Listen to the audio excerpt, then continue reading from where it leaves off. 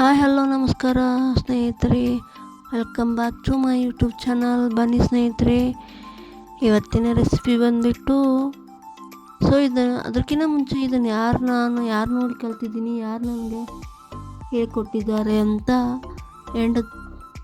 ಎಲ್ಲಿ ನೋಡಿ ಕಲ್ತಿದ್ದೀನಿ ಅಥವಾ ನನಗೆ ಯಾರು ಹೇಳ್ಕೊಟ್ಟಿದ್ದಾರೆ ಇದನ್ನು ಅಂತ ಪೂರ್ತಿ ವಿಡಿಯೋ ಲಾಸ್ಟ್ ತನಕ ನೋಡಿರಿ, ನಿಮಗೆ ಗೊತ್ತಾಗುತ್ತೆ ಎಲ್ಲಿ ನೋಡಿ ಇದನ್ನು ರೆಸಿಪಿ ಕಲ್ತಿದ್ದೀನಿ ಅಂತ. ಬನ್ನಿರಿ ಸ್ನೇಹಿತರೆ, ಯಾರೆಲ್ಲ ನನ್ನ ಚಾನಲ್ ನೋಡ್ತಿದ್ದೀರಾ ಲೈಕ್ ಮಾಡಿ, ಶೇರ್ ಮಾಡಿ, ಕಮೆಂಟ್ ಮಾಡಿ, ಹಾಗೆ ಸಬ್ಸ್ಕ್ರೈಬ್ ಆಗಿ ಮತ್ತು ಪಕ್ಕದಲ್ಲಿರೋ ಬೆಲ್ ಐಕಾನ್ನ ಕ್ಲಿಕ್ ಮಾಡಿ. ನಾ ಹಾಕೋ ವಿಡಿಯೋ ಎಲ್ಲ ನಿಮಗೆ ಬರ್ತವೆ. ಸ್ಕಿಪ್ ಮಾಡದೆ ಪೂರ್ತಿ ವಿಡಿಯೋ ನೋಡಿ, ಅಂದರೆ ನಾನು ಯಾವ ರೀತಿ ಮಾಡ್ತಿದ್ದೀನಿ ಅಂತ ನಿಮಗೆ ಗೊತ್ತಾಗುತ್ತೆ ರೆಸಿಪಿ.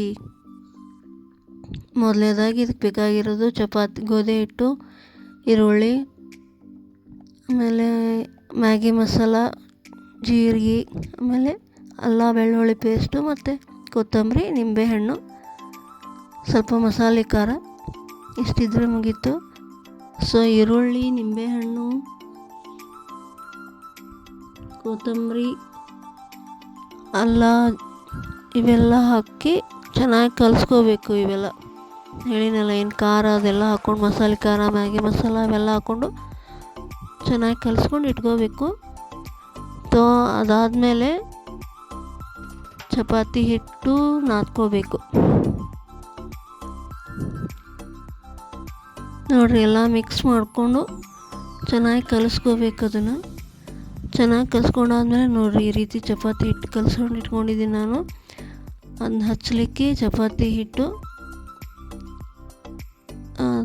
ನೋಡಿ, ಒಂದೊಂದೇ ಮಾಡಿ ತೋರಿಸ್ತೀನಿ ಹೇಗೆ ಅಂತ. ನೋಡಿರಿ, ಈ ರೀತಿ ಸ್ವಲ್ಪ ರೌಂಡ್ ಆಗಬೇಕು ಚಪಾತಿ ಹಿಟ್ಟು, ಭಾಳ ದೊಡ್ಡದೂ ಆಗಬಾರ್ದು, ಮೀಡಿಯಮ್ ಆಗಬೇಕು. ಇವಾಗ ಈರುಳ್ಳಿ ಏನು ಪಲ್ಯ ಇದನ್ನು ಮಾಡಿಟ್ಟಿದ್ವಲ್ಲ ನಾವು, ಅದನ್ನು ಹಾಕ್ಕೊಂಡು ಈ ರೀತಿ ಮಡ್ಚ್ಕೋಬೇಕು. ನೋಡಿರಿ, ಈ ರೀತಿ ಮಡ್ಚ್ಕೋಬೇಕು, 4 ಸೈಡು ಮಡ್ಚ್ಕೋಬೇಕು. ಮಡ್ಚ್ಕೊಂಡು ಮತ್ತು ಇನ್ನೊಂದು ಸಲ ಹಿಟ್ಟು ಹಚ್ಚಿ ಲಟ್ಟಿಸ್ಕೋಬೇಕು ಚೆನ್ನಾಗಿ. ಭಾಳ ದೊಡ್ಡದು ಲಟ್ಟಿಸ್ಕೋಬಾರ್ದು, ಯಾಕಂದರೆ ಈರುಳ್ಳಿ ಇರುತ್ತಲ್ಲ ಹರ್ಕೊಂಡ್ಬಿಡುತ್ತೆ ಅದು ಚಪಾತಿ. ಹಾಗಾಗಿ ಭಾಳ ದೊಡ್ಡದು ಲಟ್ಟಿಸ್ಕೋಬಾರ್ದು, ಸಣ್ಣದೇ ಲಟ್ಟಿಸ್ಕೋಬೇಕು. ನೋಡಿರಿ, ಈ ರೀತಿ ಇದೇ ಶೇಪೇ ಬರುತ್ತೆ, ರೌಂಡ್ ಆಗಲ್ಲ ಅದು ಆ್ಯಕ್ಚುಲಿ, ಇಲ್ಲಾಂದರೆ ಹರ್ಕೊಂಡು ಹೋಗ್ಬಿಡುತ್ತೆ ಅದು. ಈರುಳ್ಳಿ ಹಾಕಿರ್ತೀವಲ್ಲ, ದೊಡ್ಡ ಅಂತೂ ಮಾಡಲೇಬಾರ್ದು, ಹರ್ಕೊಂಡು ಹೋಗ್ಬಿಡುತ್ತೆ. ಇವಾಗ ಇದಕ್ಕೊಂದು ಸ್ವಲ್ಪ ಎಣ್ಣೆ ಹಚ್ಚಿ ಹಂಚ ಮೇಲೆ ಹಾಕ್ತೀವಿ, ಕಾಯ್ದು ಹಂಚ ಮೇಲೆ ಹಾಕೋದು. ಅದಕ್ಕೆ ಸುತ್ತಲೂ ಸ್ವಲ್ಪ ಎಣ್ಣೆ ಹಾಕಬೇಕು.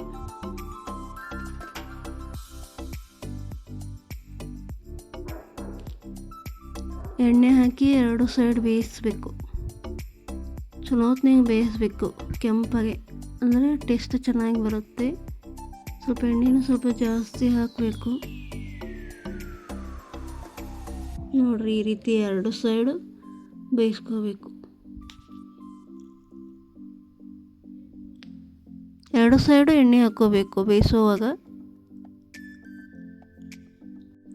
ಇದು ಮಾಡಿಕೊಟ್ರೆ ಎಲ್ಲರೂ ಇಷ್ಟಪಟ್ಟು ತಿಂತಾರೆ. ಅದೇ ಚಪಾತಿ ತಿಂದು ಬೇಜಾರಾಗಿರುತ್ತೆ, ಅಥವಾ ಈ ರೀತಿ ಒಂದು ಮಾಡಿ ಮನೇಲಿ ಮಾಡಿ ಕೊಟ್ಟರೆ ಲಂಚ್ ಬಾಕ್ಸಿಗೂ ಚೆನ್ನಾಗಿರುತ್ತೆ, ಮಾರ್ನಿಂಗ್ ಟಿಫನ್ಗೂ ಚೆನ್ನಾಗಿರುತ್ತೆ. ಎಲ್ಲರೂ ಇಷ್ಟಪಟ್ಟು ಮನೇಲಿ ಎಲ್ಲರೂ ದೊಡ್ಡವ್ರು ಹಿಡ್ಕೊಂಡು ಸಣ್ಣವರೆಲ್ಲರೂ ಇಷ್ಟಪಟ್ಟು ತಿಂತಾರೆ. ನೋಡಿರಿ, ಈ ರೀತಿ ಆಗಿದ್ದಾವೆ. ನೋಡಿ, ಚೆನ್ನಾಗಿ ಬಂದಿದ್ದಾವೆ ಚಪಾತಿ, ಆನಿಯನ್ ಚಪಾತಿ.